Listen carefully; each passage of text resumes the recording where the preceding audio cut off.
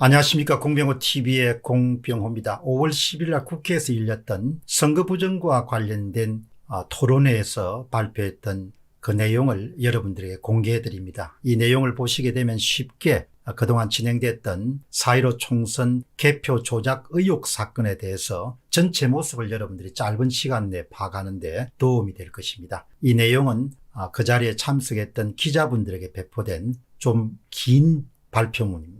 총선 결과에 대해서 조작론과 음모론 두 가지 의견이 평평하게 맞서고 있습니다. 2주 남짓한 집중적인 취재와 방송 대본을 마련한 그 결과를 여러분들에게 말씀드리고 싶습니다. 이번 사건은 한국 사회의 현재와 미래에 심대한 영향을 미칠 것으로 보기 때문에 이 땅에 사는 한 시민으로서뿐만 아니고 또 한 지식인의 입장에서 의견을 피력하는 것이 나라의 앞날에 기여하는 일이라고 생각합니다. 여러분이 아시다시피 자유민주주의 체제 유지와 발전에서 선거는 결정적으로 중요합니다. 그 이유는 권력의 정당성은 공정한 선거에 바탕을 두고 있기 때문입니다. 선거가 불공정하다는 이야기는 곧바로 권력의 정당성 문제를 불러일으킬 수밖에 없습니다. 4.15 총선에 대해서 국민적 의혹이 가을 전력의 불꽃처럼 번져간다면 청와대, 내각, 집권 여당, 야당 그리고 중앙선거관리위원회는 국민의 의혹을 해소해야 할 의무를 갖고 있습니다. 그것은 해도 그만 안 해도 그만이 아닙니다. 또 한 걸음 나아가서 검찰은 수사를 착수해서 의혹을 밝혀야 할 그런 의무와 책임을 갖고 있습니다. 의혹을 제기하는 사람들로부터 수사 착수에 필요한 증거물은 지금 차고 넘칠 정도로 많습니다. 그러나 현재를 기준으로 보면은 검찰과 경찰 모두 침묵으로 일관하고 있으며 앞으로 그런 수사가 착수될 수 있을지에 대한 확신을 가질 수가 없습니다. 한국을 대표하는 언론사들도 마찬가지입니다. 선거 의혹이 일면 당연히 보도를 해야 됩니다. 그러나 모두가 침묵의 카르텔에 동참하는 근래 보기 드물 정도의 기이한 현상을 목격하게 됩니다. 언론이 마땅히 수행해야 될 역할은 그 어디에서도 목격할 수가 없습니다. 이번 사건은 지난해에 전국을 들끓게 했던 조국 사건에 비할 바 없는 수백억, 수천억 배 정도 더 중요한 문제라고 봅니다. 당시에 조국 사건은 개인의 일탈 문제였지만 이거는 나라의 근간을 흔들 수 있는 문제입니다. 앞으로 권력의 힘은 이번 사건에 대해 검찰 수사가 이루어지지 못하도록 만들 수도 있을 것입니다. 또한 사건을 은폐할 수도 있을 것입니다. 또한 선전과 선동을 통해서 선거 조작을 제기한 사람들은 올바르지 않다 그렇게 비난할 수도 있을 것입니다. 그러나 그런 시도를 하는 사람들은 분명히 기억해야 하는 불변의 진실이 있습니다. 숫자와 맞서서 이길 수 있는 사람들이나 집단은 없다는 사실입니다. 우리가 명심해야 될 것은 중앙선거관리위원회가 총선이 끝난 직후에 발표한 21대 총선 결과에 대한 총선 관련 데이터, 총선 관련 통계 하나도 빠짐없이 낱낱이 기록되어 있다는 점을 기억해야 될 것입니다. 선거 과정에서 진실되게 행동했다면 진실의 행적이 통계에 고스란히 담겨 있을 것입니다. 반면에 만약에 선거 결과가 조작과 같은 범죄가 있었다면 범죄의 행적이 통계에 고스란히 담길 수밖에 없습니다. 통계는 오로지 일이 일어난 이후의 결과물을 기록한 것입니다. 따라서 지금 와서 이미 일어난 사건에 대해서 어떤 노력을 기울이더라도 4월 11일과 12일에 1,000만 명 이상이 참여했던 사전투표와 4월 15일과 16일 날 걸친 개표 과정에서 일어났던 결과물은 고스란히 중앙선거관리위원회가 발표한 통계에 담겨 있습니다. 범죄 행위가 일어났다면, 만일에 일어났다면 선거관리위원회의 데이터는 범죄 행각은 물론이고 범죄자의 지문까지도 고스란히 담고 있을 것으로 추측합니다. 선관위에게 남겨진 4.15 총선이 사전선거 투표 결과에 대해 전문가들은 이런 평가를 내립니다. 굳이 말하면 신이 미리 그렇게 해주려고 작정하지 않고는 일어날 수 없는 일이다. 박성현 서울대 통계학과 명예교수의 말씀입니다. 4.15 총선 결과는 1000개의 동전을 동시에 던졌을 때 모두 안면이 나오는 경우이다. 이런 정도의 사건이 현실 세계에서 일어나는 것을 보는 것은 불가능하다. 박영아 명지대 물리학부 교수입니다. 수도권에서 특정 정당 후보들이 균일하게 12에서 13% 앞서 나가는 것은 사실상 통계적으로는 불가능한 일로서 수천만 분의 1에 해당한다. 김좌근 미들 테네시 주립대학교 통계학과 교수.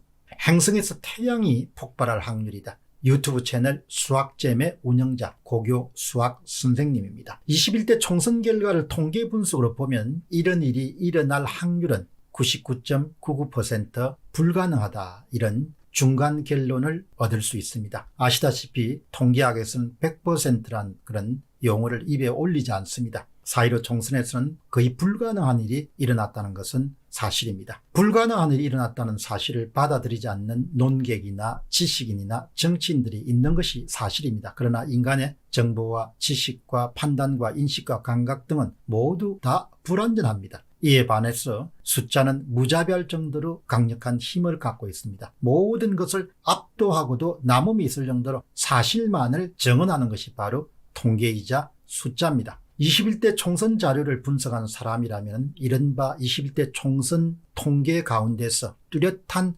조작값의 존재를 확인하는데 조금도 어려움이 없습니다. 특정 목표를 달성하기 위해서 누군가 인위적으로 어떤 숫자를 집어넣어서 선거 결과를 왜곡한 것이 뚜렷이 나타납니다. 신운섭 서강대 화학과 교수님은 자신이 조작값을 확인하게 된 계기를 이렇게 털어놓습니다. 이번 21대 총선의 사전선거와 당일선거의 정당 지지율 차이가 너무 크다는 자료를 접한 이후에 제가 먼저 한 일은 선관위 홈페이지에 들어가서 직접 자료를 찾아 정말인지 확인해 보는 것이었고, 실제로 그렇다는 것을 확인했습니다. 특별히 사전투표 지지율이 당일 투표율 지지율에 비해서 A당은 유난히 높고 B당은 상대적으로 유난히 낮은 것은 보정할 수 있는 혹은 보정해야 할 가측 오차, 이른바 조작값이 포함된 것으로 판단했습니다. 그 근거는 다음과 같습니다. 신윤섭 화학과 교수님의 설명에서 가측 오차는 이른바 시스테매틱 에러, 체계적인 오차입니다. 그리고 우연히 발생하는 오차는 불가측 오차, 랜덤 에러입니다. 두 가지의 합이 오차입니다. 21대 총선에서 조작값을 발견하는데 결정적인 기여를 한 바실리아TV의 조슈아 님이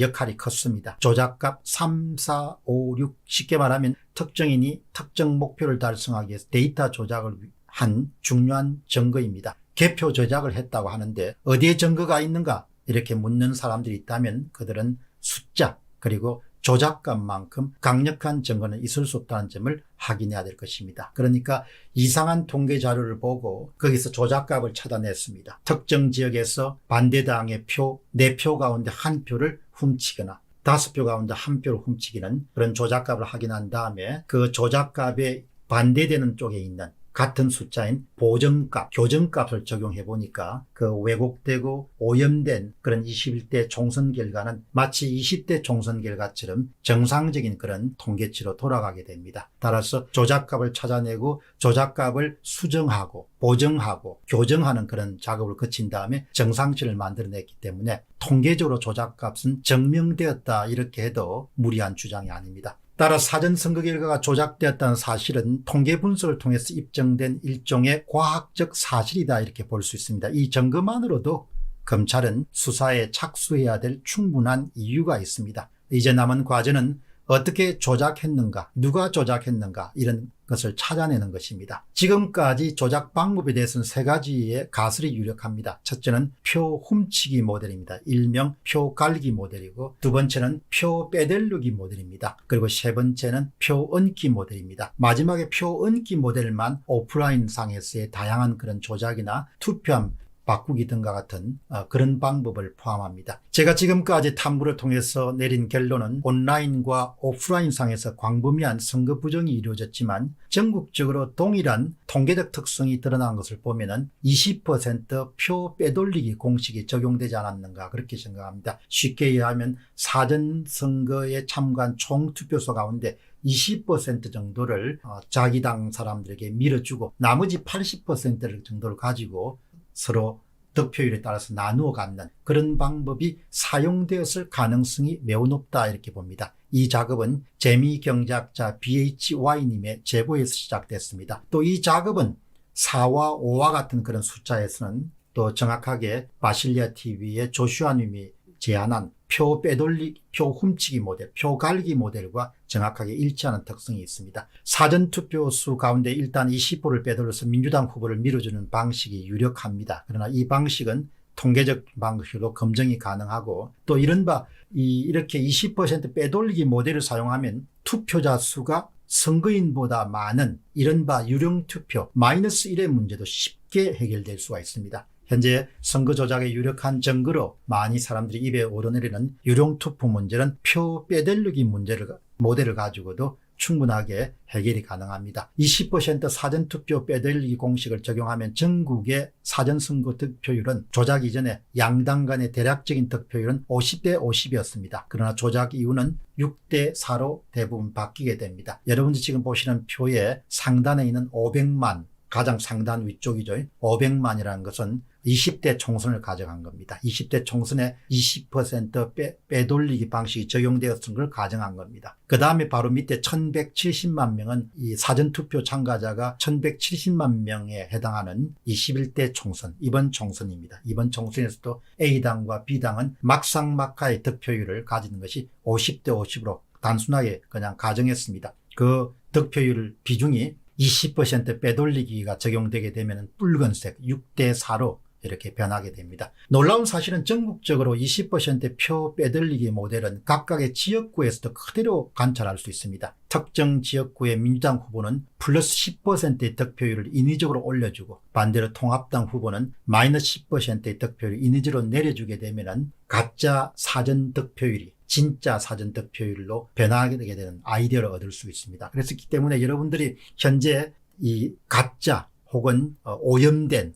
혹은 조작된 그런 사전 득표율을 해서 진짜를 구하고 싶으면 대략 미래통합당은 플러스 10%를 해주시고 그 다음에 더불어민주당은 마이너스 10%를 하시면 대부분 그 값이 나오게 됩니다. 아래의 도표는 지역구에 적용된 사전선거 결과 조작입니다. 붉은색을 보시게 되면 대개 여러분들 그게 적용됩니다. 민주당 후보는 플러스 10%, 그 다음에 미래통합당으로는 마이너스 10%, 또 플러스 10%, 마이너스 10%가 반복이 됩니다. 4월 16일 날 이건영 민주당 전략기획위원장이 자신의 페이스북에 남겼던 사전투표 보정값이라는 용어가 많은 사람들의 주목을 끌고 있습니다. 결국 이번 사건의 핵심은 사전선거의 조작값, 이른바 가치고차 20%를 적용해서 선거 결과를 조작한 사건일 가능성이 높습니다. 다시 한번 강조하고 싶은 것은 이번 사건을 통계적으로 분석하면 나라 전체를 대상으로 관찰되는 통계적 특성 20% 빼돌리기가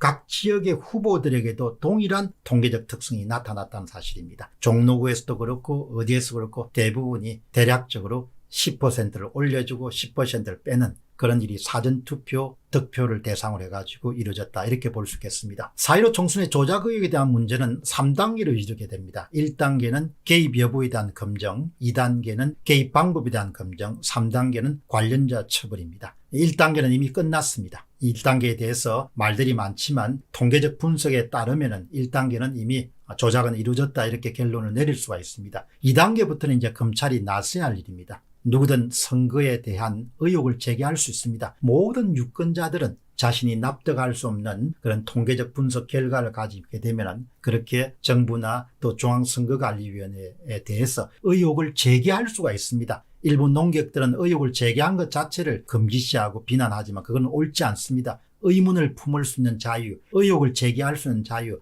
의심을 제기할 수 있는 자유는 모든 유권자들에게는 다 허용된 일종의 권리입니다. 다만 이를 수사하는 그런 권리는 검찰이나 또 경찰이 갖고 있습니다. 이와 관련해서 법원은 원활한 의혹 사건의 진상규명을 위해서 모든 전자기기, 분리기, 개표기, 그 다음에 서버, 중계기, 또 백업 서버 등 모든 전자기기의 증거 보존을 폭넓게 인정해야 할 것입니다. 그러면 선거가 역전되는 일들이 재검표 과정에 상당수는 저는 일어날 것으로 봅니다. 단 그와 같은 것이 일어나기 위해서는 선거인 명부 조작과 같은 일이 일어나지 않았을 때 재검표 작업에서 진실이 밝혀질 가능성이 높다고 봅니다. 따라서 미래통합당이 책임감을 갖고 당 차원에서 적극적으로 나서야 됩니다. 또 미래통합당 입장에서 단순히 성부를 떠나서 국민들의 빼앗긴 표에 대한 의혹을 해명해 주겠다, 그런 관점으로 접근해야 됩니다. 우리가 패자인데 마치 선거에 대해서 승복하지 못하는 모습을 보이는 것 같아서 참 우리가 나서기가 힘들다, 그렇게 생각하지 마시고 유권자들의 표를 되찾아준다는 그런 차원에서